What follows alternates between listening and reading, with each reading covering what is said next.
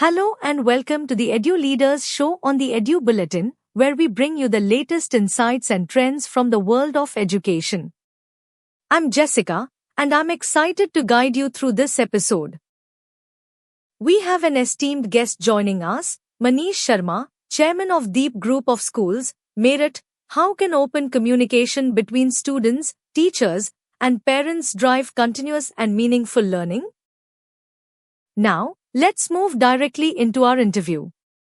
Over to you, Sonal. Let's hear what Sir had to say.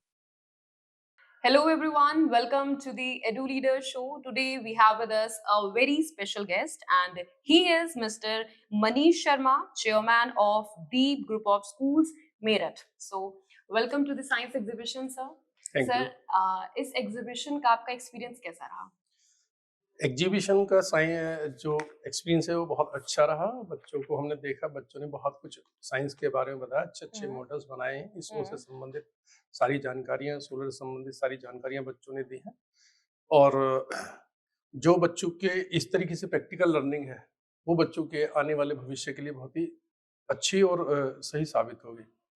बच्चों को practical से ही सीखने को ज़्यादा मिलता है और यदि बच्चे प्रैक्टिकल के साथ लर्निंग करते हैं वो आगे अपने जीवन में उसका इस्तेमाल भी करते हैं और इससे हमारे देश के लिए भी वो कुछ अच्छा कर पाते हैं।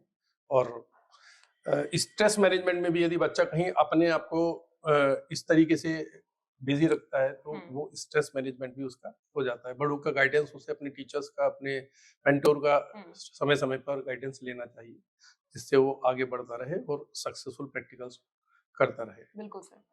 मेरा अगला सवाल आपसे ये होगा कि फ्यूचर स्कूल एजुकेशन में स्पेस साइंस का रोल आप कैसे देखते हैं? साइंस का तो रोल, चाहे स्पेस साइंस हो, साइंस का रोल तो हमेशा जिंदगी में रहता ही है। जितना भी हम करते हैं वो सब साइंस से रिलेटेड ही है। और वैसे भी स्पेस में जो अब हमारी दुनिया जिस तरीके से आगे साइंस में बढ़ रही है तो वो स्पेस से ही सारी संबंधित है और बच्चा जितना सीखेगा उतना आगे बढ़ेगा, देश को आगे बढ़ाएगा। True, sir. So my next question would be that एक एजुकेटर के रूप में आपकी लीडरशिप फिलॉसफी क्या है?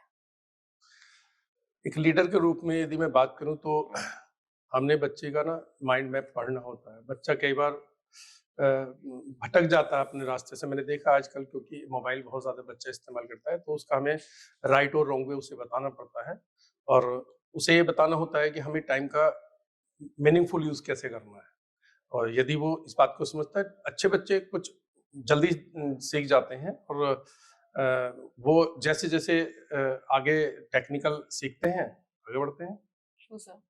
सर आपसे आखिरी सवाल यही होगा कि आप एक मैसेज जो भी बच्चे आपको देख रहे हैं, जो भी उनके पेरेंट्स आपको देख रहे हैं या स्कूल के प्रिंसिपल्स, एजुकेटर्स आपको देख रहे हैं, आप उनको क्या मैसेज देना चाहोगे?